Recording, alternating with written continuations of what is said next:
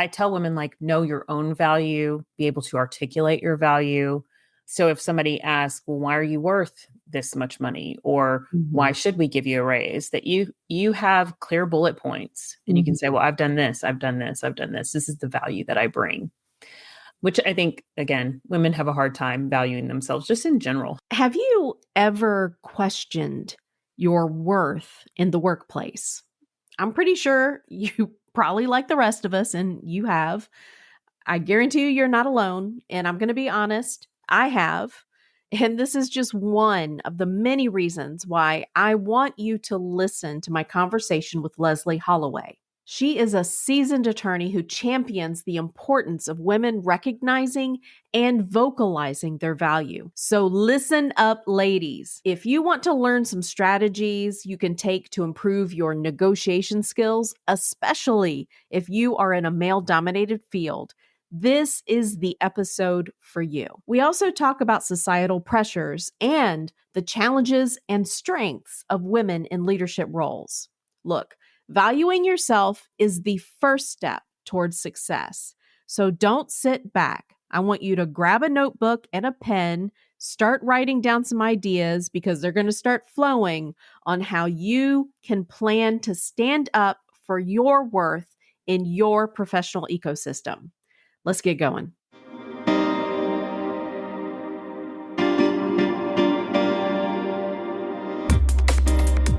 Welcome to the Communication 24/7 podcast, where we communicate about how we communicate.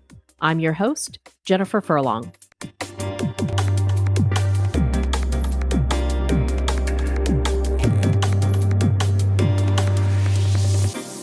So I have a guest today who is really going to help me dive into some very important communication related topics.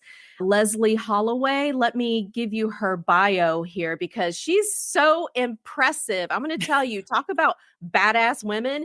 And y'all know me, I love to talk to some fellow badass women. So I'm super stoked that she's agreed to be on the show today. So Lesley is a 17-year attorney with management, negotiation, and litigation expertise. We're going to put a pin in that because we're going to talk about negotiation, during this conversation. In addition to certificates in negotiation mastery and leadership principles from Harvard Business School Online, she has a JD and a BFA in acting. So we're going to put another pin in that one because I think that's super interesting. She's a mom of 2 boys, balancing supervision of 2,000 active litigation files and over 90 employees. So y'all know, those of you who have boys, right? And I'm a mom of a boy who is now a man. And in some ways, I don't think they ever grow up in some ways. And as a mom, you never stop worrying about your boys, in some way. I also have a girl, but it's kind of different. So that'll make its way into our conversation as well. Like, how is she balancing all of that? And Lesley lives with her husband. She's also retired in addition to her 2 little boys. Wanted to make sure I put that in there. She's also a retired pageant queen who is passionate about supporting women, especially in leadership roles. Lesley, thank you so much for being here. Welcome to the show. Thank you for having me. I'm so excited to be here. Yeah, this is going to be a fantastic conversation. I'm really excited to talk with you because I think you are going to bring an interesting viewpoint. As everybody knows, my thing is communication. That's what my background is in. I've been in the communication field for over 30 years. And, sometimes we'll talk about public speaking, which as a litigator, you have to have those skills. Sometimes I talk about interpersonal communication skills and negotiation is certainly an aspect of that. And then, in the realm of communication, whether you're talking to an audience of 1 or an audience of thousands, I do think there is an element of acting in there. So that's why I wanted to put all those little pins when I was reading your biography. I think this is going to be such a fun conversation. So why don't we get the audience caught up on who you are? I just read your biography, but could you just tell us a little bit about your background and why is it that you chose to become a lawyer? What made you want to go into the legal field? That's a great question. So I will say it had a lot to do with my dad. My mom passed when I was 10. So I was raised primarily by my dad, and we were just very close, very close. He wasn't thrilled that I wanted to go to school for acting. Like a lot of parents, I think. I think Yeah. he just saw the uncertainty in it, and you have to put yourself out there so much, and it's so much rejection. You have to have very thick skin. One of my acting teachers said the skin of a rhinoceros. Yeah.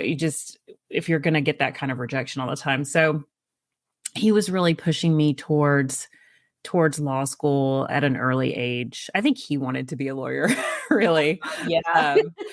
And that's fine.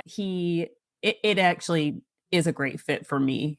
And like a lot of kids, sometimes your parents know you better than you know yourself, I think. Yeah. And so I did go to school for acting, but ultimately decided that for me, something with a little bit more stability was a better fit. Although I do love acting, I did some things, local things here with our Dallas Bar Association, but no, I'm a lawyer now. Personal injury is my focus. Personal injury ended up being a really good fit for me. It's just I enjoy helping people, and so I think that's why it ended up being such a good fit for me. And it's busy. I'm a I'm a go kind of person. And so, writing a lot of briefs or writing a lot of contracts just wasn't a good thing for me to do. So yeah, so I've been doing that I've been with this firm and for over 15 years. So Nice. yeah. So Yeah. yeah. So you had mentioned that, the writing of the contracts and all of that wasn't for you. So this aspect of law that you got into, do you have more of an opportunity to get face to face with clients and just interact more often and use those communication skills rather than those? I guess it would be more of like a stale type of written communication when you're doing all of those contracts because it's pretty much boilerplate, right? Right. Yeah. So what I loved about litigation is you're actually in the courtroom. And so you really feel like a lawyer, at least for me. Yeah. I was doing a different job before I went to my current firm that involved a lot of paperwork, and I just didn't feel like a lawyer sitting there doing all of that. I wanted to go to the courthouse. And now I'm more of in a management role. And now I teach young attorneys how to go to the courthouse, how to present themselves, how to help present their case, which I love as well.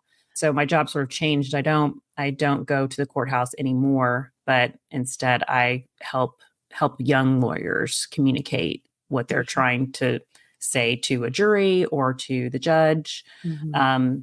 And I do enjoy that aspect of it too. But yeah, you're talking to clients, you're talking to defense counsel, you're talking to judges. There's a lot of communication involved with what I do. Yeah. And I'm sure that you have to learn very quickly how to navigate those different conversations with those different audiences, because you're not going to approach one in the exact same way that you approach the other. Have you incorporated some of the acting when you're teaching the younger lawyers how to navigate those waters? What are some of the go-to, I guess, points that you typically share with a young lawyer in navigating those waters when you're talking to a judge versus talking to another lawyer versus talking to a client, all of those different audiences?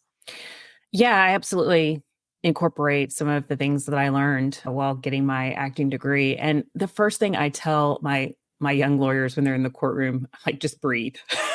So it's the very first thing, because I think I had an acting teacher and I loved this class, but he talks about the ways for developing a character. It was how people breathe when they're angry or when they're sad or when they're happy. And if you think about it, you can really okay, yeah, I get that, because when I'm angry, maybe I'm taking short, quick breaths, or, when I'm relaxed, I'm taking slow, deep breaths. And so I tell all of my attorneys, you're going to be anxious, your adrenaline's going to be going. And so the very first thing you need to do is just take a deep breath and try to calm yourself. And I also tell them, I was like, don't let the words that you're speaking to the court be the first words you say that day. Talk to your dog, talk to your spouse, talk to whomever, or just talk out loud. Just talk to yourself. Practice what you're going to say. But you don't want the first words coming out of your mouth to be the words in the courtroom. You got to warm yourself up a little bit. So those are a couple of tips that I tell them. Also, I think, so much of courtroom can be thinking on your feet. Mm-hmm. So I actually brought in an improv teacher to do a workshop with my class, with my attorneys. And she did a workshop improv class with us. And it was great because you really have to do a lot of active listening to do improv. And so that really helped, I think. Just what is this person saying so that I can react to it?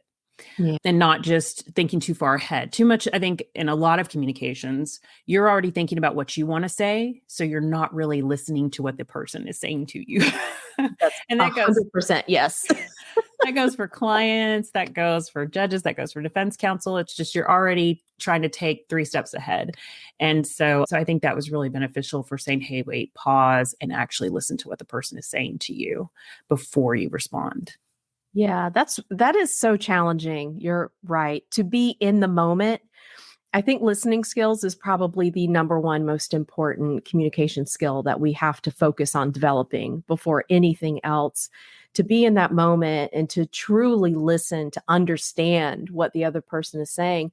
I don't think we naturally come by that. It's really hard for the human animal who is naturally a terrible listener to develop the patience it requires to sit there and give someone else the space and the time that they need to be able to communicate that message to you effectively, and for you to just ask questions rather than make a lot of statements or assumptions, when they're trying to share something with you. You said a couple of things that are so critical, and I'm so happy that you mentioned breathing and not letting the courtroom be the first time that you speak that day. Those are 2 things that I would talk about all the time in my public speaking classes. And my students would give me looks, you get the eye rolls. And it's like, even at the college level, the eye rolls, are still there. And I would have to convince them, look, this is something that is within your power. You have to be mindful of how you're breathing. Just pay attention to how you're feeling stressed out. Of course, you're stressed out. This is a weird situation. You're standing in front of a group of your peers. You're expected to deliver this presentation and you're being graded. Of course, you're going to be a little stressed out. Congratulations, you're human. All right. So focus on your breathing and then practice ahead of time, so that you are warmed up, you have those vocal cords, or, not just waking up at the moment you're doing your presentation. So I just want to say I feel vindicated in that for so many years. 100%. I agree. So, former student. So, I was not full of crap. Okay. Vindicated here. Yeah. So those are some fantastic points that I think anybody, even if you're not in the legal field, I think you'll be able to take those tidbits. And I always say those tiny tweaks, if you can just focus on one thing and get really good at that one thing, it's going to have a huge impact on your communication. Do you find that your communication style switches when you're at work versus when you're at home? Because being the mom of 2 little boys and, you've got your husband at the house. There's a lot of testosterone going on, at the home. You're telling me. Yeah. So do you have to switch your communication style, or do you pretty much keep that same communication style going? Because, when you have little boys, you have to kind of be very direct and tell them, look, yes or no, and this is the way things are going to happen. Tell me a little bit about that transition for you between workplace and then home. I think managing people is sort of similar to managing children in a lot of ways. The only thing is the children can just they hit your buttons a little bit more than grown people do. I can definitely keep my cool. I never lose my cool at work ever. I mean, even when an attorney messes something up, I try to just I don't get angry. I'm like, okay, well, we need to problem solve this, number one, and then what are you learning from it so that we don't make this mistake again. But I never yell, I never raise my voice, anything like that. I find that much more challenging with little boys who are running around acting crazy and not listening to you. Oh, no doubt. Yeah. And it's something I really have to work on. I mean, the way I was raised, my parents were yellers. It's just how they were. And it's something I have to work on really, really hard with my kids because it's sort of my default parent mode. Right. And I just... for me, it's me telling myself to take the deep breaths. Yeah, right. And just have a little bit more patience because, you know, at 7 and 8, they're still sort of living in that animal brain. They haven't developed that prefrontal cortex to be able to do rational decision making, although they are fully capable of doing things like picking up their laundry or throwing their stuff in the trash. It's just like it doesn't occur to them. It's like, what? My wrapper goes in the trash? I don't understand. I thought it went in the cushion of the couch, you know, and yeah, exactly. I can take my socks off right here and just leave them. So I feel like I incorporate some of the things from work, but it's just definitely different because little kids are just not rational. They're not, you know, and you can't overtalk them either. You can explain to an adult, but kids, you start explaining too much and they're out. They start checking out. You know, their attention span and what you can communicate to them, you have just a little window.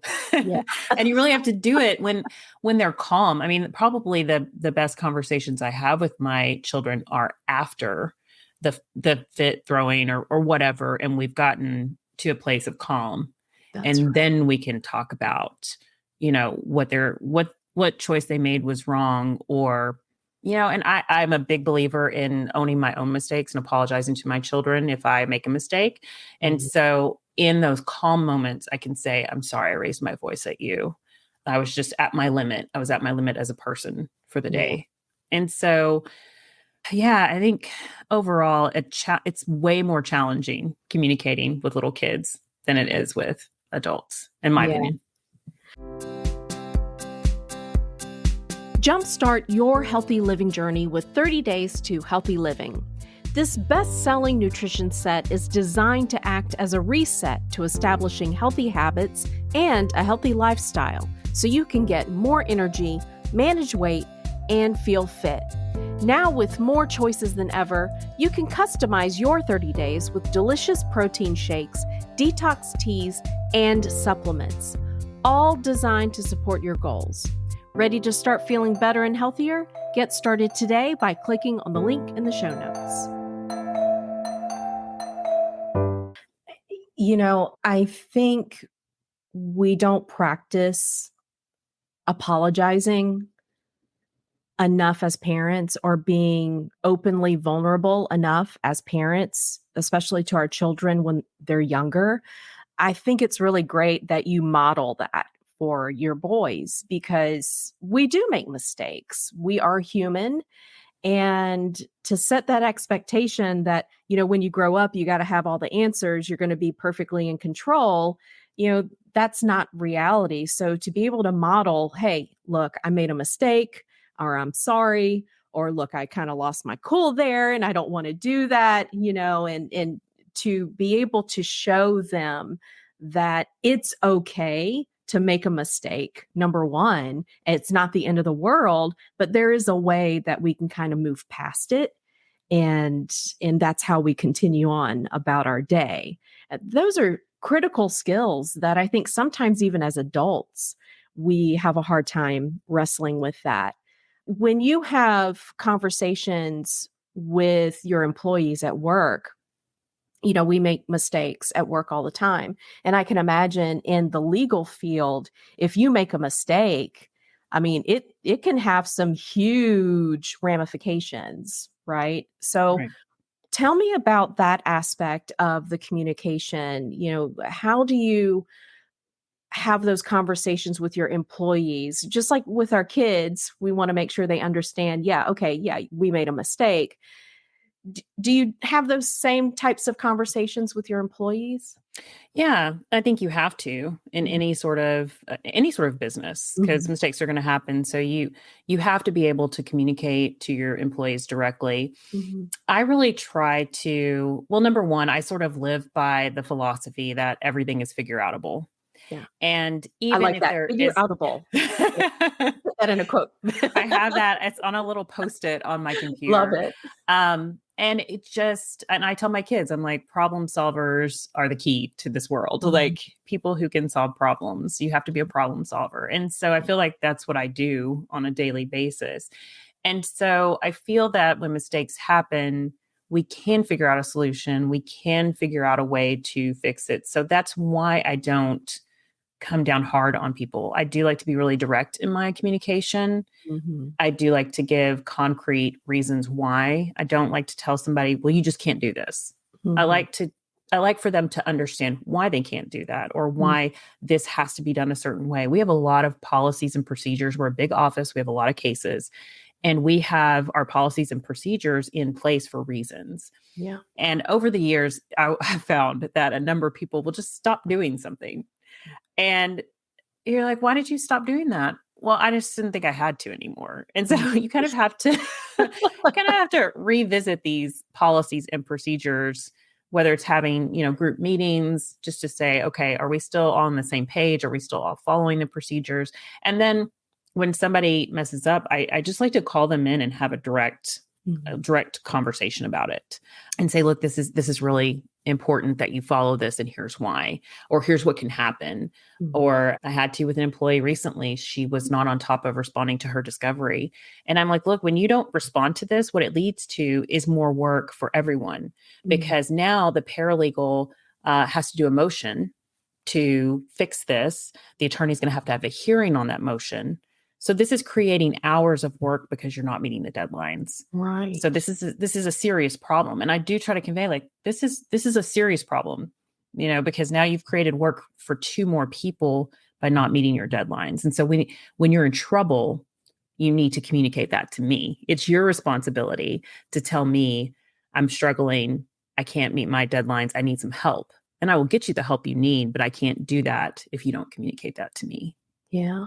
That is a fantastic example. As I was listening to you describe how you have those difficult conversations, it reminds me of it's called the SBI technique. And I learned it when I went to a leadership professional development, week long thing at the Center for Creative Leadership up in North Carolina. And this one technique kind of just it was a game changer. It's S is for situation. So you describe for them the situation, the time and place, whatever had occurred, describe that for them. And then the behavior, what was the actual action, that is the issue, and then the impact. So that's the I part of it of SBI. What was the impact? Like how is this affecting your coworkers? How is this affecting, the system or whatever it is, to be able to explain the rationale behind that? I just find that, pretty cool that you were kind of going along with that exact tool that I remember learning all those years ago during that leadership program. And it really does work. Just listening to you describe how you would have that conversation with somebody, the rationale behind it, it goes a long way rather than just saying, hey, you screwed up, don't do it again. Yeah, Okay. exactly. Like, Yeah, that doesn't I just don't think that gives people the information that they need. right. Yeah, Yeah. I think they need Yeah. more information. Yeah. So you have to be willing to do that as a manager. You have to be willing to take that extra step and explain those things, explain the rationale behind why. So you've been in the legal field for what did 17 years? Is that what I Yeah, remember saying? 17 years total with my Mhm. my current firm, a little over 15 years. Yeah. How have your communication skills, or maybe how have you changed over that time? I imagine being a young lawyer first starting out, this is a whole new different world for you, trying to figure out how to navigate those waters, and to now being a leader, in that type of a role. What has developed in you? What were some of those specific skills that you had to learn to develop in order to be able to move forward in your career path? That's a great question. And I can definitely say when I was younger, I was much more impassioned with Mhm. my communication. I was quick Mm. to respond and jump right in within very impassioned response. And, how dare you think that my client would, do this? I was just very aggressive, I think. And, unfortunately, I think part of that has to do with being a woman in the legal Mm. field. You have this need to prove yourself. I mean, the number of times when I started out as a young attorney and I was mistaken for the paralegal or the legal assistant are just too many to count. So you want to be, or I was trying to be assertive and maybe a little aggressive. So, like, I'm the lawyer here. I'm not the legal assistant. I'm not the paralegal. And now I would say my communication is much more tempered. I have learned that that's really, it's like old Southern sayings, you catch more flies with honey, That's that sort right. of thing. And so I have learned that about myself. I still have that sort of knee jerk emotional reaction, but I give myself some time to process before I respond. Mm. And maybe I do write the angry email that I want to write, but I don't send Ah. it. um, so I think that just maybe with age also sort of comes a little bit of mellow. Mhm. You just sort of mellow as you get older. Um, and I don't think that's a bad thing. I mean, I think Mhm. there's pros and cons to each. I mean, when you're a lawyer, you want to be a zealous advocate for your client. Right. Um, but also you have to work with people and you're really trying to reach a resolution because usually resolutions without going all the way to trial are really better for your client. I Mhm. mean, trial is an intimidating process and not all and a lot of clients are like, oh, I don't want to go that far with it. So I've just learned to sort of calm myself in a different way, not attach so much emotion to my reactions and temper my responses as I've aged. Yeah.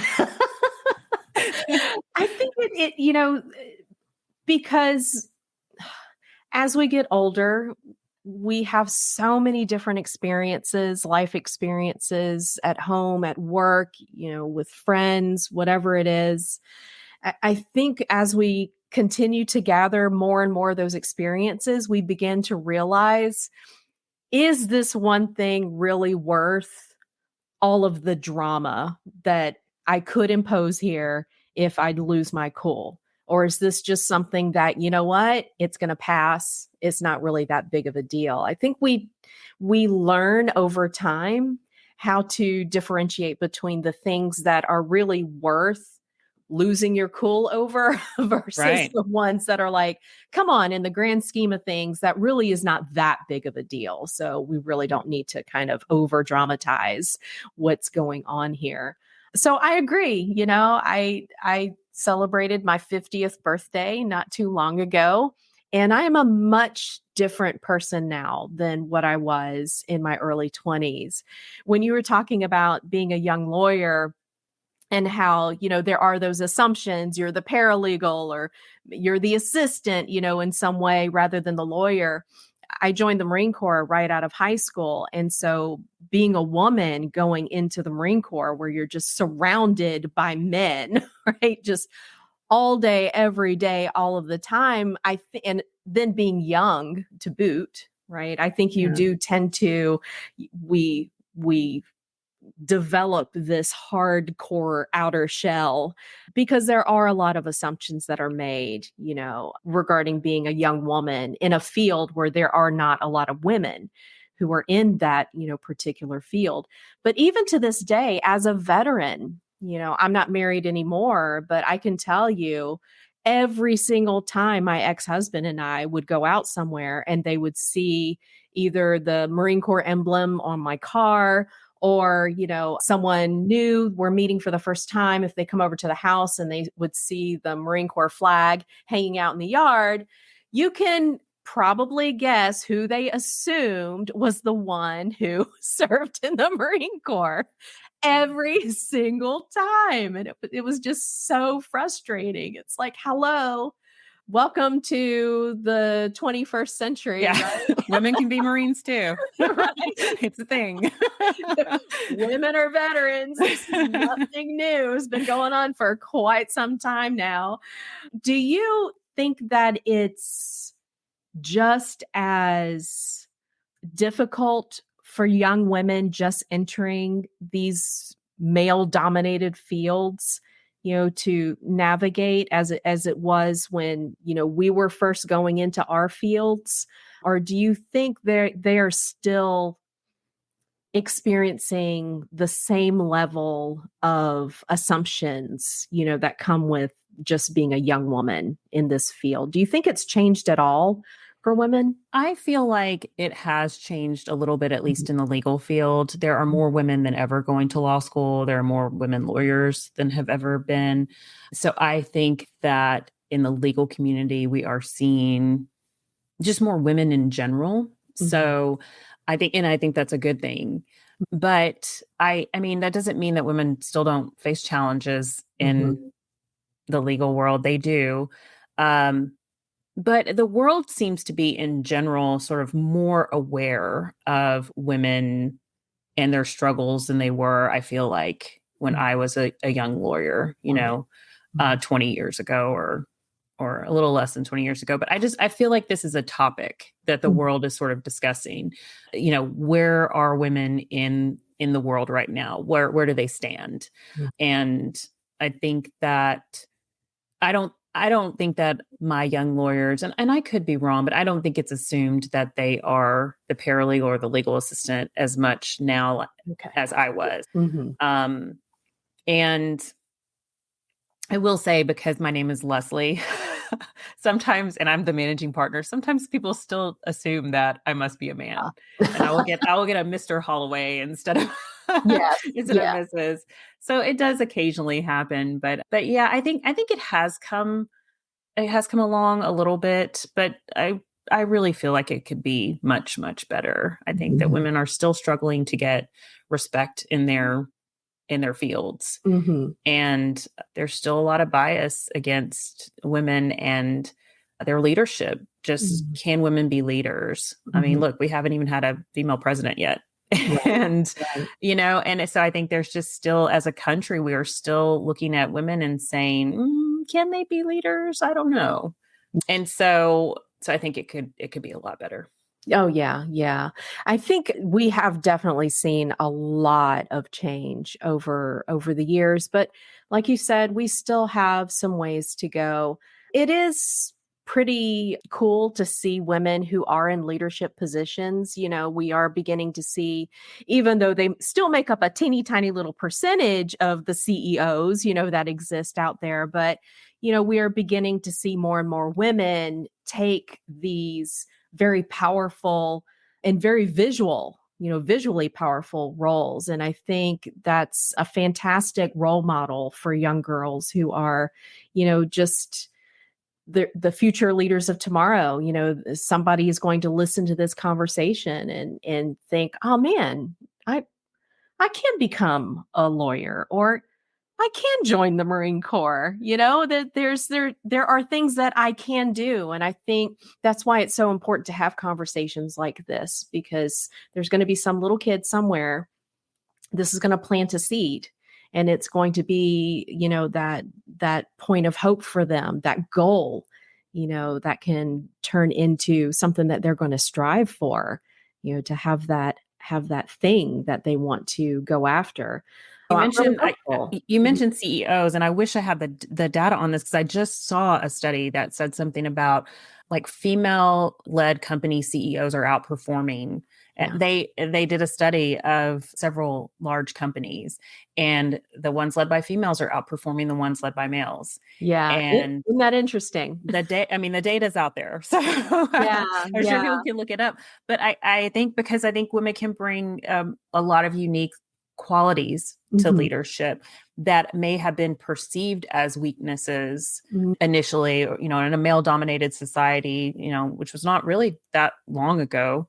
I think that some of the qualities of women were perceived as weaknesses, but they can actually be strengths in leadership. Yeah. What if it were possible to bridge the gap between you and your teen so that you could communicate with honesty, compassion, and understanding? What if you could transform your relationship with your teen so that you can guide them to be confident, capable adults who want to open up to you? If you like the sound of that, you need to get the book titled You Are Not a Bad Parent. It's by board-certified pediatrician Dr. Elizabeth Henry. She will guide you down a streamlined path to creating lasting connection and true understanding between you and your teen. Get your copy today by clicking on the link in the show notes. I'm going to apologize already because my dog is sitting at my feet and starting to. I'm surrounded by dogs right now. I've got 3 of them, and one of them is, tell her to be quiet a little bit. But yeah, with women in these leadership roles, what do you think are some of those qualities that they have that are enabling them to be such successful leaders? Well, like we talked about, I think listening. I think women are great listeners. And I think that they'll actually women don't have as much ego. And I'm not trying to bash men, but I just think that women have a different type of ego. And so they can take feedback, take input from other people, from different departments, and they can implement that. And they don't think, well, I'm the head, so I have to have it all figured out by myself. I think women are more open to communicating and to having that exchange with their staff and learning from them so that they can implement better policies, procedures, growth, whatever. I also just happen to think that women are better communicators in general. And we have a lot of patience, more so, I think. Certainly not I don't want to stereotype every man and every woman, but I think that women do have a lot of patience. And so they can use that to their advantage in their leadership. Empathy. I think a lot of women have a great capacity for empathy, and using your empathy in your leadership role can really make you connect with your employees and ultimately get better performance from them, because you're understanding them as a person and not just as this being in the seat that's doing the work. You're actually getting to know them, caring about them, seeing things from their perspective. So I think, a lot of great qualities that women bring to the table. Yeah. You had mentioned not wanting to stereotype, because we all know, I mean, when at any study, there's going to be a core group, and that's, what we recognize as what is the norm. And of course, there's always going to be outliers, out there. But I wanted to call that to the listeners' attention, because I'm one of those outliers. And this is what is kind of funny about being an outlier, but learning how to communicate effectively. So you had mentioned empathy. I will fully admit empathy and patience are 2 of the things that I personally struggle with the most. Like I have to muster up the ability to have that. Like it doesn't come natural to me. And I know it's because, my upbringing and yada, yada, yada. And it's my communication style to be very, very direct. And I'm very, action oriented and process oriented and not very people oriented. But I have learned over the years with the listening skills, I've learned when it's necessary to turn on the empathic listening style. So it's like, okay, I'm recognizing in this moment, I need to shut up. I'm going to let them keep talking because they need to get this out, right? They got to vent, and I'm not going to solve the problem. So the critical listening, that's getting shut down.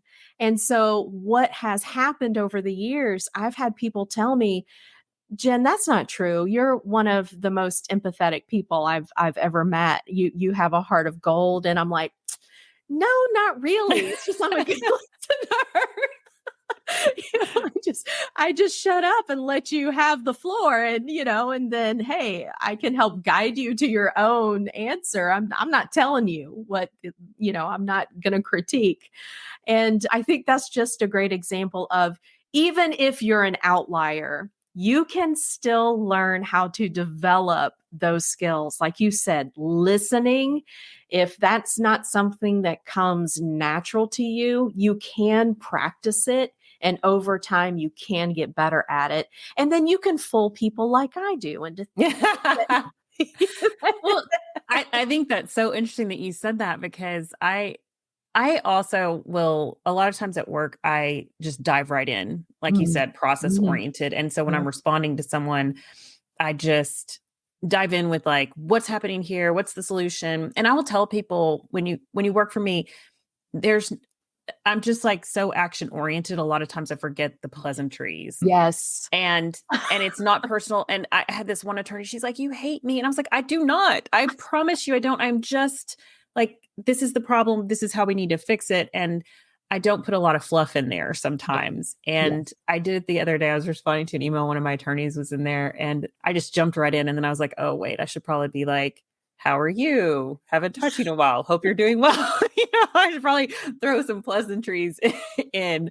So I get that too. I mean, I feel like I'm a pretty empathetic person, but even, you're balancing your action oriented side, your problem solving side with your personal skills. And so you have to remember, sometimes not everybody's like that. So they need a little bit of, good morning. Hope you're doing well. Now let's solve the problem. That's right. Yeah, there are people like that. If you do not allow for the 5 minutes of chit chat before the skull session begins, they're going to be hurt all day. Right.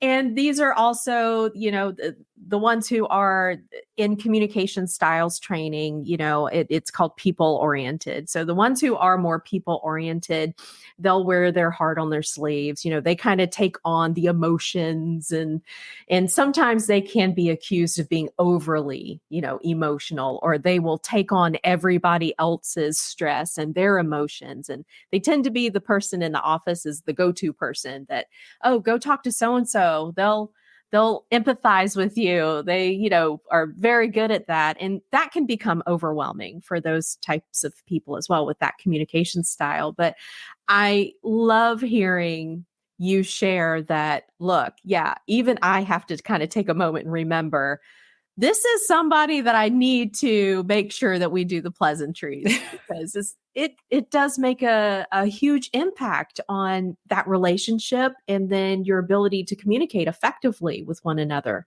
When you have that type of an awareness, it's a fantastic skill to be able to develop.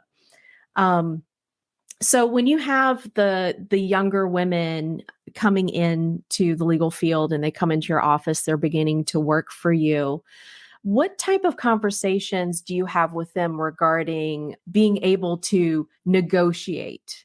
Or, what are some of those takeaways that we might be able to learn, for ourselves, even if we're not in the legal field? What are some of those negotiation tactics? Because as a woman, as we've established, if you're in that quote norm, group, we do tend to be empathetic and do tend to listen well and be very mindful of the other person. How does that play into your ability to negotiate? Well, I think that can have some good impact and bad, because I think as women, we have a hard time advocating for ourselves. And I had a young woman come in one time to ask for a raise, and she came in very timidly and was like, well, I would like a raise. Can we talk about that? And I said, okay, well, why? And she just had nothing. She had nothing to give me. And I said, okay, here's what we're going to do. You're going to go back to your office and I want you to go think critically about the value that you bring to this firm. And then we can have that conversation. I'm totally open to it, but you can't come into someone's office and just say, well, I need a raise or I want to talk about a raise. That's not negotiating from a point of strength. That's a very weak standpoint to come in with. And so I told her to go back. And so she did. And she didn't come back that day. Like she really thought about it. She really went through and said, okay, what have I done over the past year? What value do I bring? And that's the same with our cases. It's what's the value of the case when you're negotiating that. And so I tell women, like, know your own value, be able to articulate your value. So if somebody asks, well, why are you worth this much money? Or why should we give you a raise? That you have clear bullet points and you can say, well, I've done this, I've done this, I've done this. This is the value that I bring, which I think, again, women have a hard time valuing themselves just in general. So I think that's important. I think also when it comes to negotiating with our cases, I have to tell my female attorneys, don't worry about being so polite, especially being, from Texas. We're generally friendly people. I think women in general are sort of told to be polite. And so you don't have to, and some people will take advantage of that in negotiations. They'll really start to try to bully you and pressure you and try to convince you why your case is so bad. And, oh, your client's terrible, or the case is terrible, this or that. And they're really putting a lot of pressure on these women. And they look at these women and they're like, oh, a young woman. It's almost like easy target. Like, don't worry about being so polite. You can still be polite, but you can say no. Yeah. A firm no is okay. Or I'm not going to be able to do this, or, this is not going to work for my client. Just don't be afraid to say that. Yeah. Don't use my ability to be nice as a weakness. Right. Right. Exactly. And I think that they do. You can stand firm with your demands. You can stand firm with what you believe the value of your case is. You don't just have to them. And I think that they try to put that pressure on women, young attorneys, to sort of give in to them. But I also support them. Look, if you're struggling with this, come to me and I will help you. If you're getting a lot of, you just don't feel like you're making headway, let's figure out a solution to it. And maybe it is just walking away from the negotiation. Maybe it is just saying, okay, we're at an impasse and we're not going to be able to resolve this case today. So I think that's okay. I think sometimes women just sort of a lot do want a resolution, right? So they're trying to figure out everything they can to reach that resolution and bend over backwards almost. But it is okay to say, this is just not working for us. You're not making the concessions that we need. And we're going to have to walk away from this. That's okay. I can see how for any woman, this is so empowering, because what I'm hearing you say is it's okay to say no, and it's okay to walk away, and it's okay to say, you know what, this is not benefiting me. This is not something that we've agreed to. And so this is not something that I'm going to say, okay, because it's not meeting the expectations that I had. I think you're right. A lot of women have a very difficult time just believing that that's okay to take that stance. That's so empowering to be able to do that. And when you say those words out loud, like even now as I'm saying them, and I'm like, look at me standing up a little straighter, my posture. And I'm like, I'm feeling like, okay, now I'm becoming a badass, right? Now I'm in control here. It's amazing how just those few words and that one action can have a huge impact on your sense of empowerment and your sense of confidence. Do you see that in the young lawyers? Have you seen them grow in their sense of confidence over time? Oh, absolutely. Absolutely. Yeah. I'm doing this for 15 years and mentoring a lot of young attorneys. I have seen women come so far and develop their confidence. And that's a amazing thing to see. I mean, I think it really comes to knowing your value as a person, knowing yourself really well. And it's so hard for women. I mean, I just think that we've got a lot of pressure from families, from society. I mean, I grew up in East Texas and it was like, well, you got to get married and have kids. Right. And that was where your value is. And so, and, I didn't get married till later in life. I was 32 when I got married. And so I think that, I struggled with my value as a person.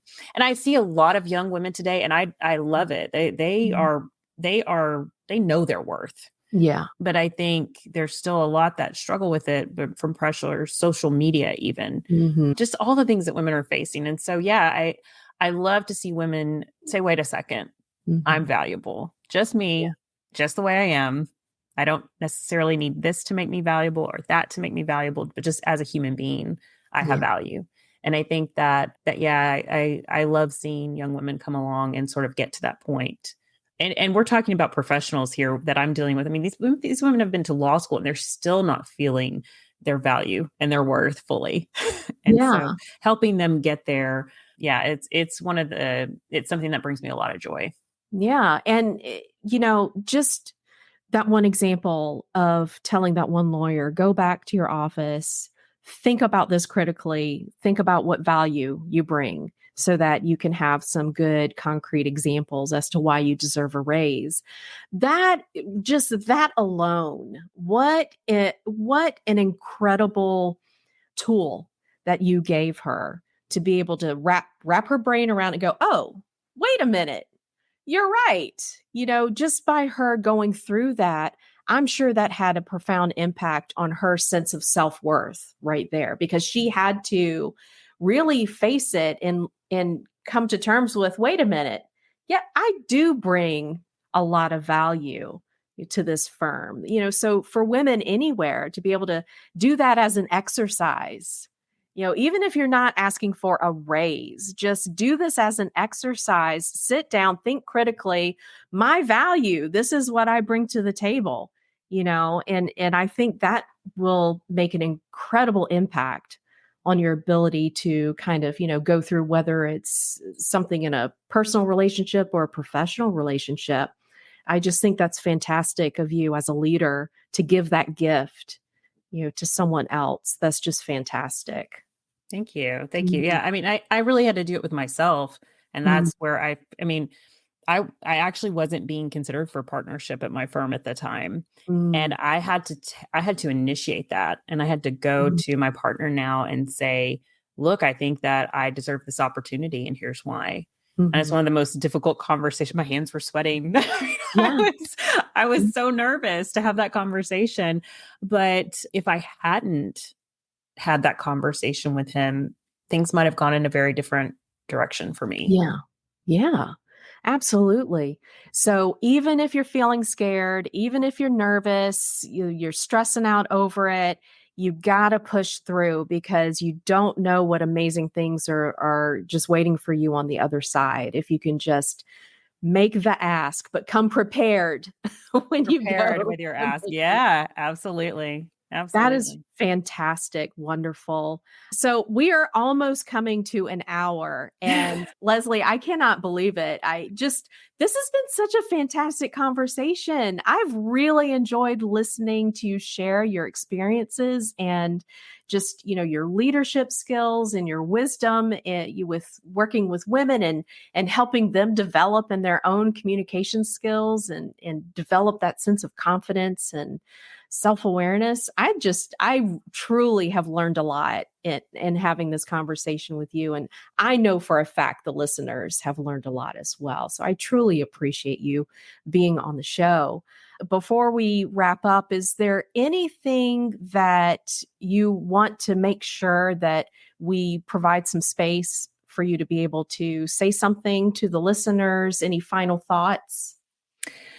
Oh, well, yeah, I think that it was a great conversation. I have enjoyed it as well. I really appreciate you having me on, because I love talking about it. I love talking about the ways that we can communicate better with one another and the ways that women can really rise up I really want to see in the next 10 years, 20 years, I want to see those women rise up. I want to see those women be brave and take those risks and get into more leadership roles, because I just think that's going to make the world a better place. And I know that sounds so idealistic, but, and I'm a realist. I genuinely believe that if women can develop their communication skills, that they will, rise up and be great leaders, and that we can really make some positive change in this world.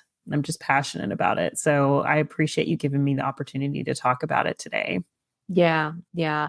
That's a fantastic message. I agree with you 100%. Young women, young girls, look, you can do this, and don't wait for just something to happen, because you have the ability within yourself to be able to stand up and take a look around you and make those choices. Think about what it is that you want, and then figure out the path. What is the path that you can take in order to get to that end, that goal that you've set for yourself? And there are different things that we can do little by little, even if you're nervous, even if you're scared. I think we have done a great job at showing through this conversation that it's okay to be vulnerable. It's okay to be scared and nervous. This isn't something that happens overnight. These skills, you begin today to work on them. And then over time, you'll feel yourself growing stronger in that skill set. Know that you've got a cheerleader out there. I mean, know that other women are cheering you on. There's so much talk about women not supporting women, but there are a lot of women that do support women, and just whatever step you're going to take, whether it's to go ask for that raise or whether it's to communicate with your partner about something you're not happy about in the relationship, whatever it is, know that you've got cheerleaders out there that are saying, you can do this. That I'm one for sure. That's right. So speaking of you as a cheerleader, how do we get in touch with you in case we do need that sense of, oh man, I just need a little bit of support? Yeah, absolutely. Well, I have a website. You can go to lesleyholloway.com, and Lesley is LesleyHolloway.com. It just has information on how to get in touch with me, my social media. It's got information. I have a little scholarship that I do for single parent households. That's in honor of my dad, since I was raised in a single parent household. It's got information about that. Yeah, you can just check out my website and reach out to me. That's fantastic. I'll make sure that all of that is available in the show notes. Anyone who's listening, you'll be able to get to it very easily. Just look up the show notes. Thanks again, Lesley, so much. It's been a pleasure. I hope that, at some point in the future, you'll want to come back on the show to have another great conversation. I'd love to. All right. Fantastic. Yeah. All right. Everybody have a wonderful rest of your day, and we'll see you next time. Bye.